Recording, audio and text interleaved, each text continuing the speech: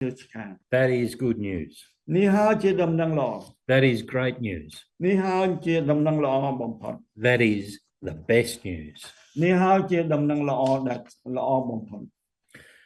Jesus has asked us to follow him, ព្រះយេស៊ូវបានសុំឲ្យយើងបានដើរតាមទ្រង់ and God has work for us to do. ហើយព្រះអង្គបានឲ្យការងារយើងធ្វើ Are you ready? តើលោកគ្រូអ្នកគ្រូបងប្អូនទាំងអស់ ហើយ រៀបចំខ្លួនហើយឬនៅ Are you ready to follow? តើ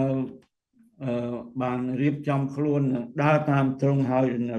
Are you ready to evangelize? តើបានរៀបចំខ្លួនដើម្បីផ្សាយដំណឹងល្អឬនៅ Are you ready to be God's witness? តើលោកគ្រូអ្នកគ្រូបានរៀបចំខ្លួនដើម្បីធ្វើជាទីបន្ទាល់អំពីទ្រង់ហើយឬនៅ Will you speak boldly? តើលោកគ្រូអ្នកគ្រូនឹងនិយាយដោយចិត្តក្លាហានឬទេ Will you be always prepared to speak? តើលោកគ្រូអ្នកគ្រូរៀបចំដើម្បីនិយាយប្រាប់គេឬទេ Well, David Livingston answer is yes, I will. ហើយចំពោះចំណែកលោក David Livingstone គឺគាត់ថាទូបង្គំនឹងទៅ With God's help, I will. ដោយមានជំនួយពីព្រះទូបង្គំនឹងទៅ I will say, send me. ហើយ